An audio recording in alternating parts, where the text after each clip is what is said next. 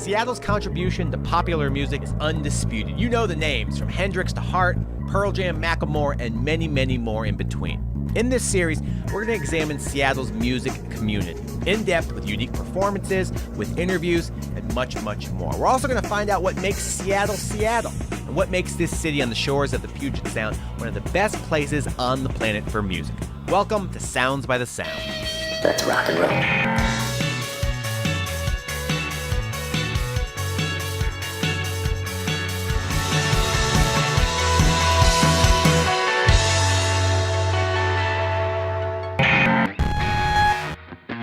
Welcome to another episode of Sounds by the Sound. Seattle is a big arts town, and film is a big piece of that. From one of the world's best movie theaters, Cinerama, to the Seattle International Film Festival, or SIFF for short. From May until June in 2016, over 100,000 people will attend SIFF screenings. That's the most well-attended film festival in the U.S., not Sundance, SIFF.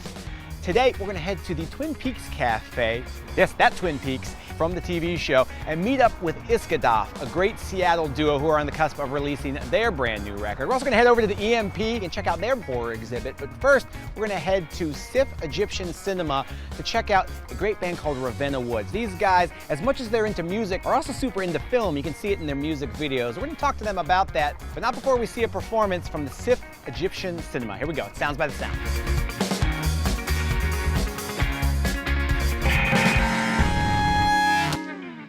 Hi, we're Ravenna Woods, and this song is called Lights Out.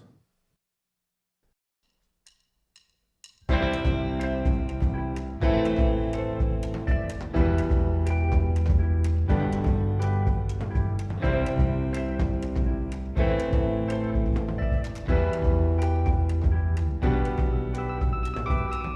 got to let it go. You've got to smash it up into tiny pieces, or be left here on your own, like a failed trick in a rundown parlor. Someone has to live a life of fear. Oh, I can't promise that it disappears. I'll just let it win. I'll just let go of everything that happens. I'll just let it win. I'll just let go of everything that happens. I'll just let it win. I'll just let go of everything that happens. I'll just let it win. I'll just let go of everything that happens.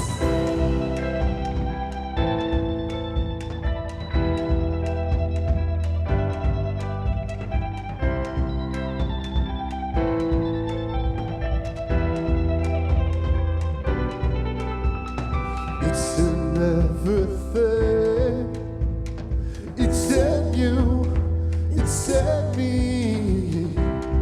Bought a brand new car, robbed a bank clerk, shot his lights out. Gearing up to do your 2 years in Peace Corps, living off your trust fund, Ivy League paying.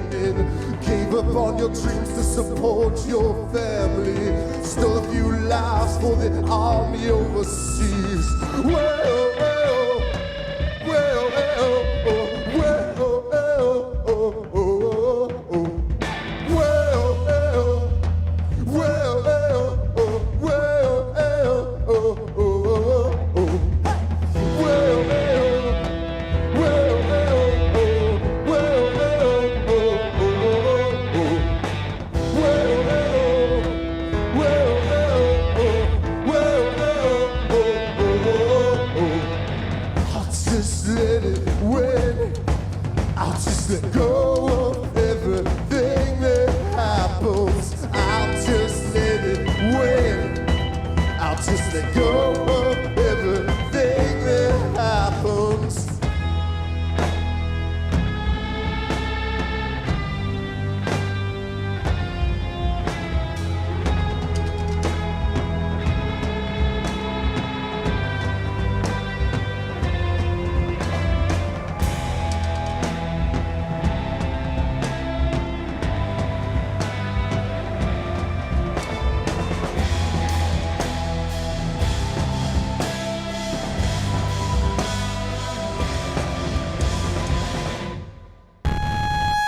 We just saw them play live down on the floor here at SIFF Cinema Egyptian. Now we're going to talk to the guys in Ravenna Woods. Fellas, hello. Hi. You guys have put out 2 full-length records and are on the cusp of releasing a 3rd full-length. Right. Seems like you guys have been doing some cool stuff leading up to the record as well. You just shot a music video, 2 music videos? 2, yeah. We just shot 2 music videos by ourselves and 1 like teaser trailer for the record. I saw a still of one of the music videos, and I don't know what you can tell us or not, but it looks insane. I mean, we're basically a really weird group of guys. We constantly are just joking about like the darkest, most horrible shit. And so we kind of wanted to show that like random weird side of our personalities, and the way we've been thinking about it is these 2 videos are dream segments. One of them is a bad dream, like a nightmare, like trying to run away from stuff and not being able to do it correctly.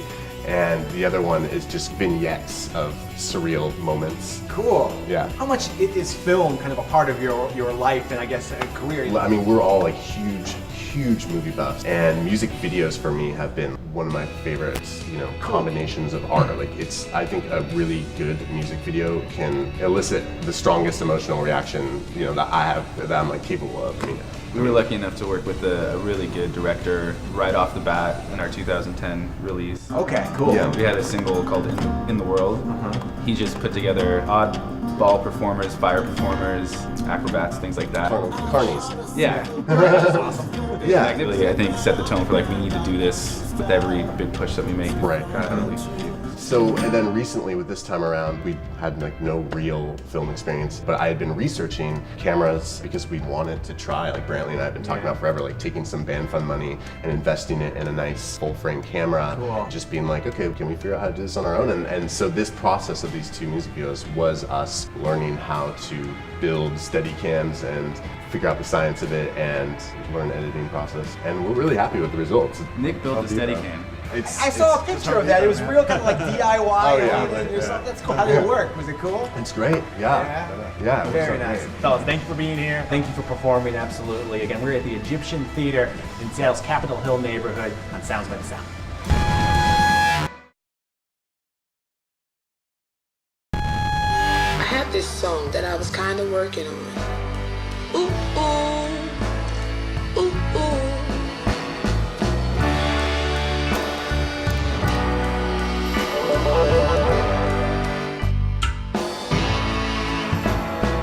I want to experience this once in my life. If I never do it again, let me do it once. I just pray the Lord has more in store for me.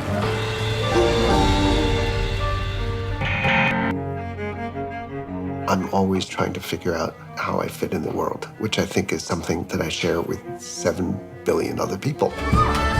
Everybody is afraid, but you make a connection to another human being. You can turn fear into joy.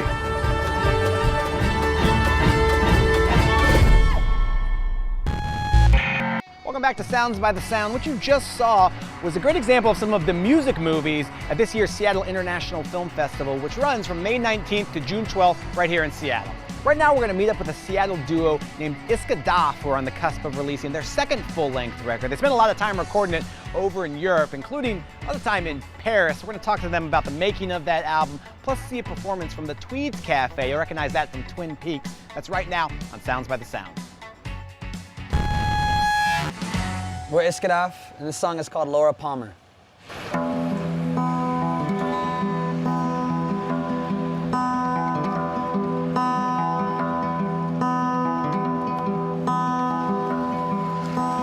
Was I only lying all those years, staring in your eyes, saying I love you? There must have been a part of me that really meant it. Who knows what's real anyhow?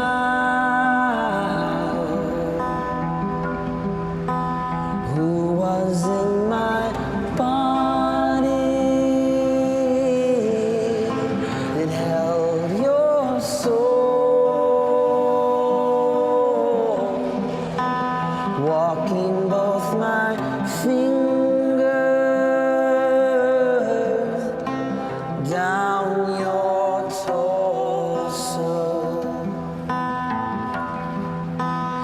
must have been a feeling that felt worth following.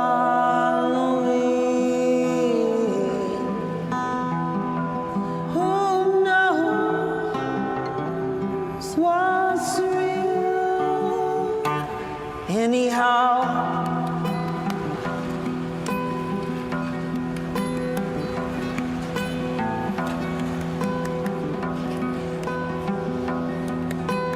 who can tell us now? Who can tell us now? Who can tell us now? Who can tell us now? Spread out through the city are your landmarks. The two of us still dining in fresh paved parking lots. Who knows what's real? Anyhow,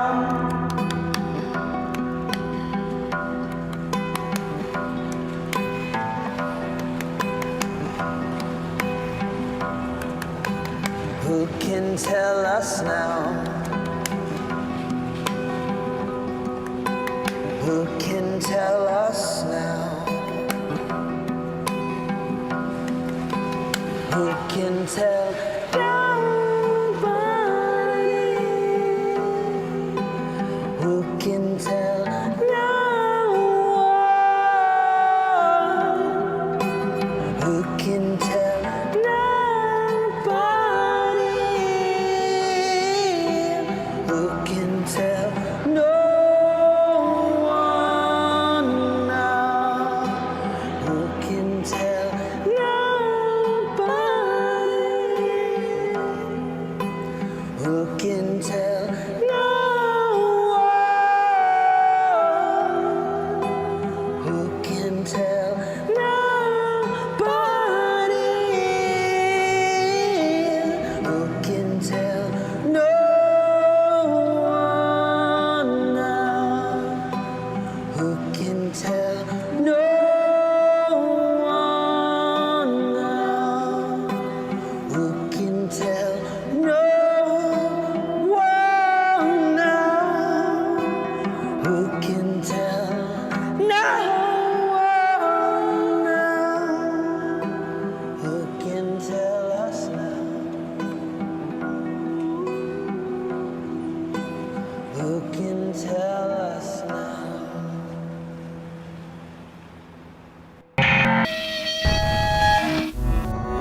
We are at Tweed's, a cafe very well known for its prominent role in the show Twin Peaks, and we are with two guys, big fans of that show, and we are big fans of theirs at Discadaf. Now, you have a song called Laura Palmer. Talk about your relationship with the show Twin Peaks just real quick. Yeah, the song Laura Palmer is kind of a joke because it's basically about the end of a relationship, and Laura Palmer's dead, and so at that point the relationship was dead. Yeah. And it's kind of a pun on that. Sure. And I date blonde girls, and it usually ends. And so it's He doesn't mean it ends with them dead, it just ends. Downtown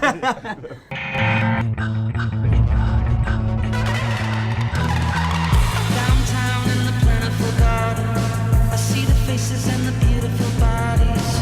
Bright lights on You guys, very much Seattle guys, but have moved within the last 2 years to New York. How has that affected you guys as artists and as a band?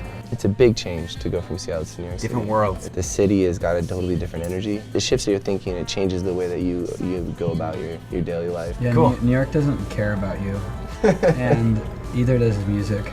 Yeah. Industry, and 90% of the time, and so it's really good when you get to be okay with that. It hardens you in a really good way. If you're happy with yourself, then that's all that really matters. You can't get validation from other people. It's not that's not going to feed you. New York is really good at teaching you that lesson. When you get to Seattle, you're like, oh, this is actually really peaceful. It's good. You were in Paris at the time of the terrorist attacks at the end of last year, and you were in a place that was very, very close to where those attacks happened. Talk about how that affected you personally, and if it affected you artistically at all, if you responded in any sort of artistic way to that. It took a long time to process it. Some people were like in the moment, it was really like scary for everyone involved, but like we were both pretty like focused and centered and like kind of helping people out. But you were a block away, right? Yeah, and they were like pushing body bags by, and they were like, you know, broken. We literally had to run for 3 blocks under people guarding us with machine guns. There were a whole bunch of us, you know. So it was like being in a movie. It was very, very strange, very surreal. Yeah, but they were the Parisians were very strong on the process of grieving, and they didn't let it stop their lives. That was a big thing. They didn't want it. They didn't want to stop their lives and the pleasurable things that they do. They wanted to keep going out. And so when they saw us continue to play music and not leave and retreat, they were very thankful and grateful. Yeah.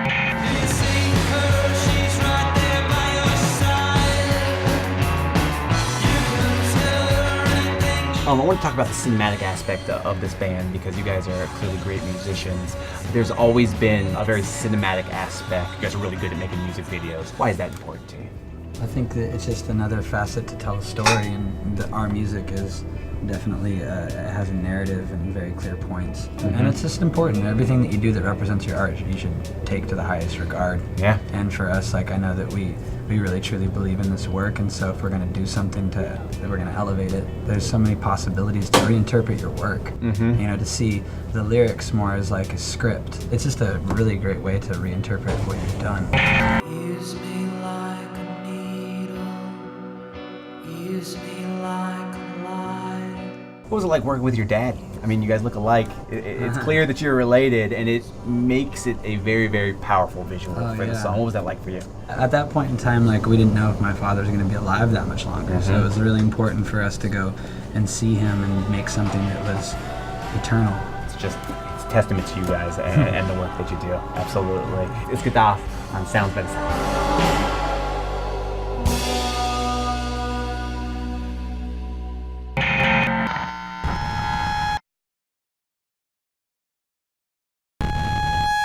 Welcome back to Sounds by the Sound, the EMP Museum right here in Seattle. There's a lot of music stuff, but they also do a lot of film stuff, and they've set up an amazingly world-class, super terrifying exhibit on horror movies. We're gonna take a look at that right now. You're watching Sounds by the Sound.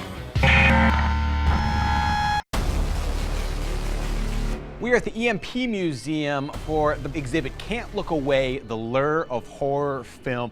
This is so cool. What the EMP has done, taken 3 of the best horror filmmakers on the planet, John Landis, Roger Corman, and Eli Roth, and asked them to make an ode to horror movies. These aren't just artifacts. This is an explanation about why we love being scared by these movies. You have everything from Jason Voorhees' Mask. Right here we have a Mount Rushmore of horror movie characters, from zombies, Frankenstein, aliens, witches. It's all in here. This is the original manuscript for Bram Stoker's Dracula. Without this, a lot of this would have never occurred. The exhibit here at EMP, it's a full-on explanation of the horror genre in general. It goes in depth, tells us why we like to be scared, why we like to feel uncomfortable by these movies. You can be a fan of horror movies, or you can be a fan of comedies. Either way, you're gonna love the movie Shaun of the Dead. If you haven't seen it, check it out. This is the shirt, the blood-spattered shirt and tie from Shaun of the Dead. Pretty cool thing. One of the very cool things that EMP has done at this exhibit is construct a timeline of 100 horror films that you must see before you die.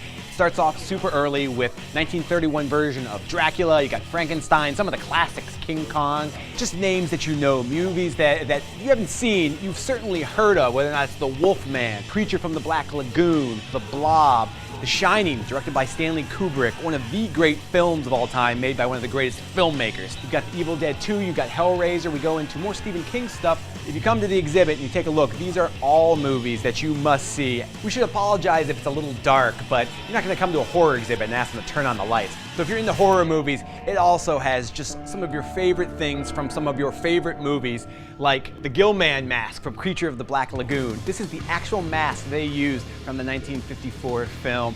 We also have Jack Torrance's axe, a good old-fashioned gremlin. I don't know if anybody fed this guy after midnight, but it definitely looks like he drank after midnight. This is the Make a Shadow exhibit. They set up an entire screen so you can make what they call shadow monsters. It helps transform you from a normal silhouette into a spooky beast. Thanks for watching this episode of Sounds by the Sound. A special thank you to the EMP for letting us take a long, hard look at their horror movie exhibit. Also thanks to Iskada for heading out to the Twin Beaks Cafe for a performance. We're gonna leave you with one more performance from Ravenna Woods. This is from the SIFF Egyptian Cinema. You're watching Sounds by the Sound. Hi, we're Ravenna Woods. The song's called Alleyways.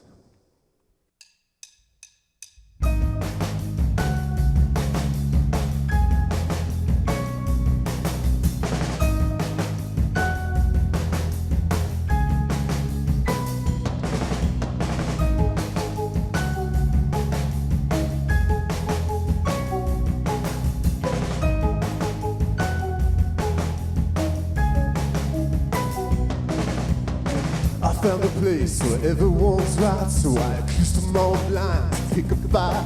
But they don't buy, they don't buy, they won't buy, they don't fight it all here. They told me drink, stay talk, but I can never stay still in a stranger's loft. I went outside for a smoke on a walk in the piss-stained alleyways.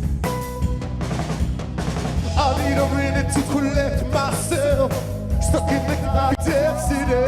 I thought I'd rather be somebody else. It never made much sense to me. Yeah, I'll live a life for somebody else. The only thing worth giving.